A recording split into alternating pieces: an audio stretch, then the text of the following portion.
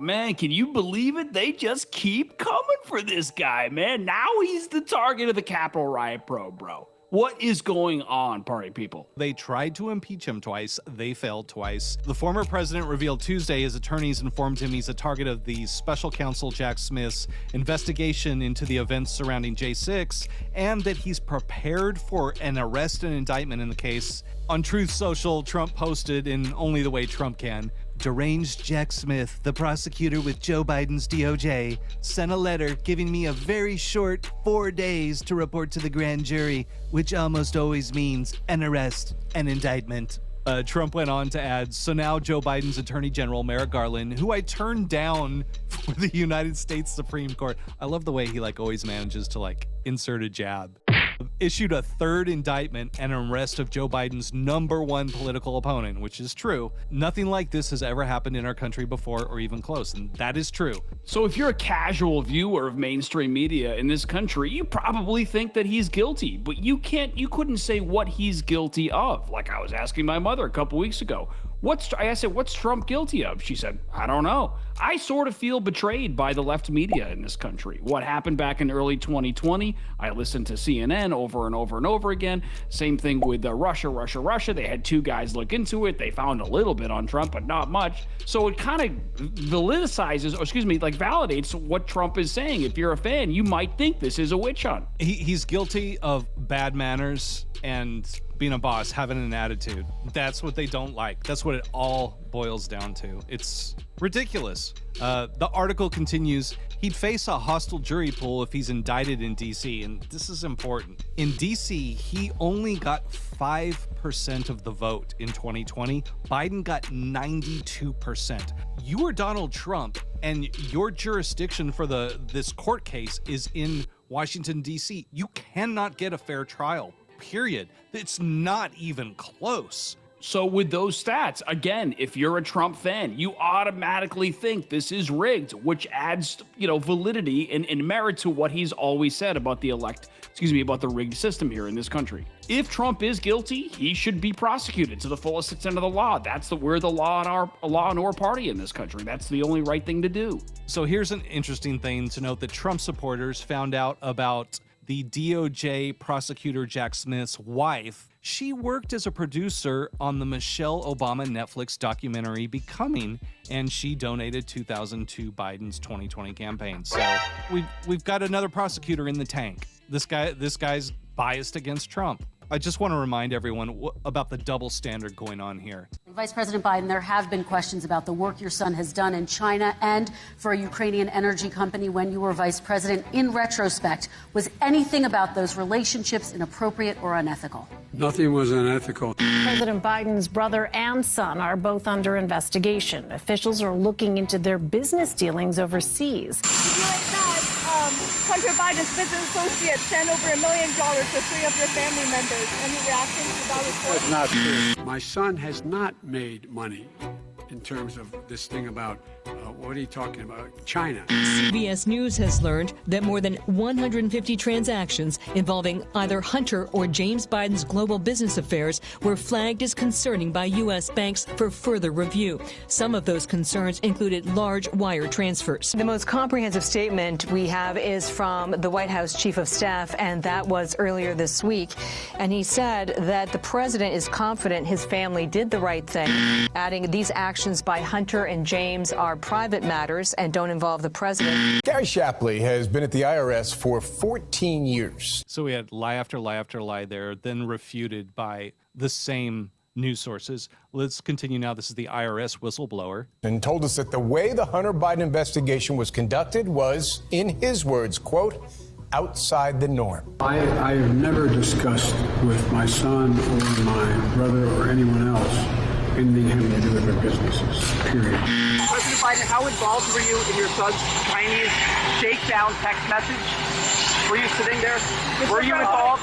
No, I wasn't. I don't know. Were you? No. Shapley, who is still working for the IRS, told us that even before President Biden took office, he was directed to avoid leads involving Hunter's father. I'm honest.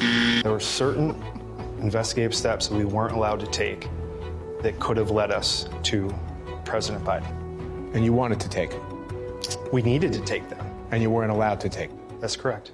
In my life experience, when someone needs to say, I'm honest, that means they're not honest. Let's continue with a more recent fiasco at the White House, cocaine in the White House. First, following up on the cocaine, you said that it was very important to President Biden that the Secret Service get to the bottom of who brought it into the White House. So can you just talk about his reaction when he learned that the investigation did not end with a suspect?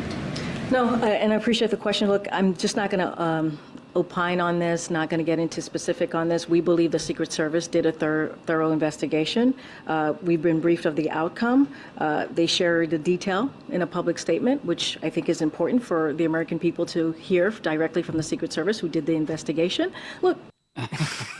I'm going to constantly look down as I can't look at you in the eye. I'm just going to look. I mean, we did an investigation. I mean, we couldn't find the guy. And it was a thorough investigation. In my experience, when the police do a thorough investigation, they don't reach a conclusion. That's just the way thorough investigations go. It was in the West Wing. It was in the East Wing. There was a tourist there. There was no tourist. I mean, listen, we completed our investigation. I don't know what more you want me to tell you. We don't know where the coke came from. I just can't even believe that quote, man. A thorough investigation that failed to identify the person who brought cocaine to the White House. Wait, it's not a thorough investigation if you fail to identify the person and solve the case. That's not thorough. That is the opposite of thorough.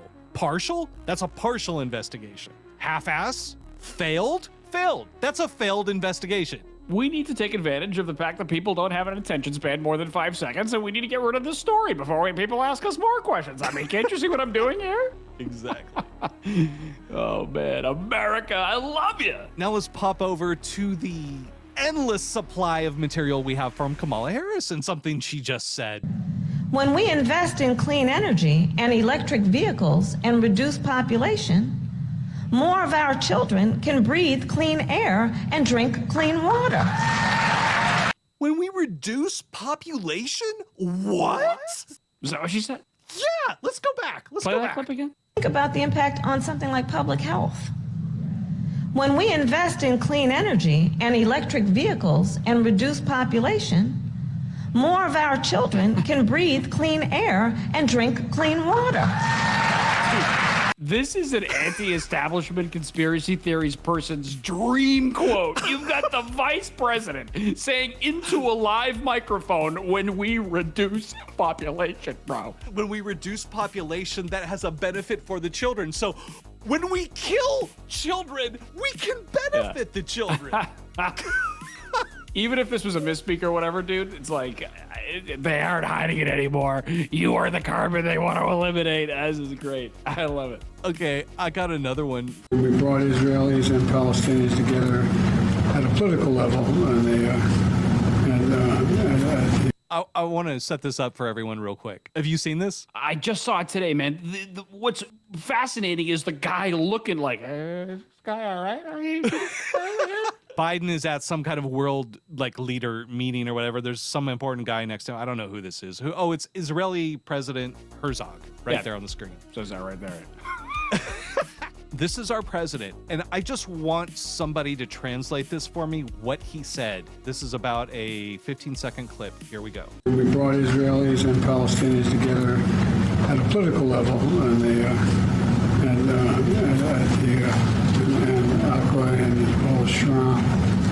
and as I affirmed to Prime. What is happening, dude? Jet lag, bro. He's in Israel. I'm pretty sure he probably has notes in his lap, and he can't even read the notes. And like you said, dude, look at the Israeli president. Yeah, he's like, can we get someone to call? Do we need a nurse? Yeah. Bruh. Listen to this. This is from the World Economic Forum with the overlord supervillain Klaus Schwab and Biden in 2016, where they say the middle classes are holding back the fourth industrial revolution. To our discussion, which we had at dinner 2 days ago, the fourth industrial revolution has one big challenge.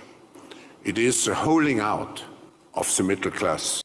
it's a little hard to understand with his accent, but he said the fourth industrial revolution has one big challenge. It's the holding out of the middle class. The middle class is standing in the way of him creating the world he wants. They need to get rid of the middle class. And that's sort of the birth of the new populism movement, right? The anti-establishment movement, the drain the swamp, so to speak, talk, the getting rid of the lobbying system and tenured politicians who only care about getting reelected in their interests. The poor can be bribed, the elites stand to gain, but the ordinary person will need to be forced against their will. This ties right into the whole, you will own nothing and you will be happy. It's that vibe, man. God, I can't stand that.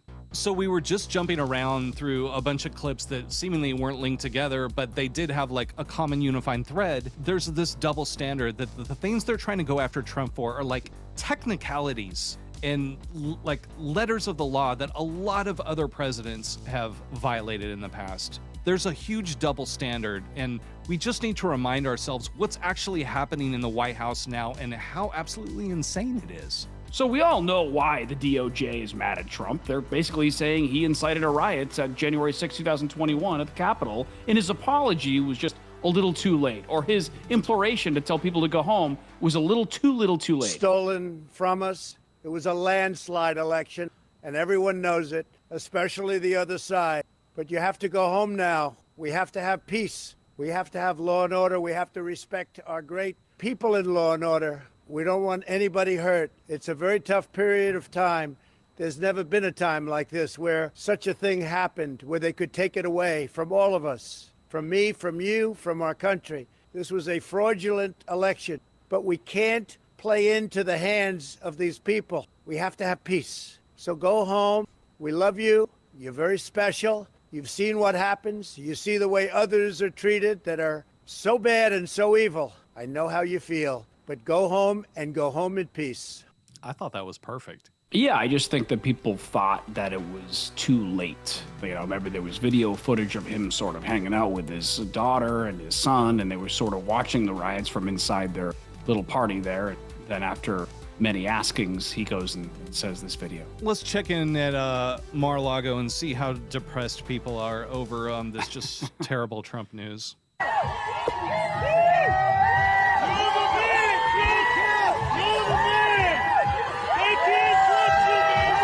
They can't touch you, baby.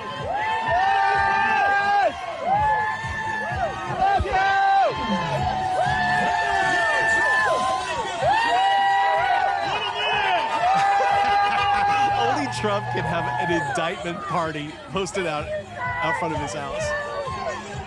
I gotta say, man, like, I've seen presidents go into the White House and come out of the White House. We saw George Bush age like 50 years. We saw Obama age a million years. Trump, 77 years old. He looks better, or at least the same, as he did when he was in office. This guy has stamina. Even if you don't like him, even if you detest Donald Trump, you have to give him that. This guy has tenacity. He has balls. The amount of pressure this guy is under, he just never folds, man. It's incredible the support he has. Guess who just made up with him? Whoa, Megyn Kelly, really? What'd she say? Have a private audience with former President Donald Trump. When he came into the arena, we met just one-on-one. And, there were, like, his team was standing nearby, but he and I got a one-on-one together for the first time in years. And it was, frankly, great to see him. You know, all that nonsense between us is under the bridge. And he could not have been more magnanimous. You know, it's just, the thing about Trump is he commands the room. He walks in, and it's not just because he's former president now, because I knew him before that. There's just something about him. It's like an aura that sort of takes over the room. There's only one person you can look at. I remember when he was doing Celebrity Apprentice, and Geraldo was on it, and John Rich was on it, and John Rich, I think it was, invited me to an event for Celebrity Apprentice, and you went there, and same thing. Trump walks in, like the whole room turns. It's Donald Trump. Well, even more so now. He could not have been nicer or more generous, and had some interesting thoughts about the debates, whether he's going to attend. I wouldn't bet on it. I would not bet on him attending at least that first Fox News debate. If I had to put money on it, it's Trump, so he could change his mind. But that was my feeling in having talked to him, though I didn't commit one way or the other. Megyn Kelly and Trump together again. It's incredible. Trump has a sort of power. I find, like my friends and I talk on the phone a lot, guys who didn't vote for Donald Trump. I didn't vote for Donald Trump. A lot of my buddies didn't vote for Trump. But we find ourselves sort of rooting for this guy for some reason.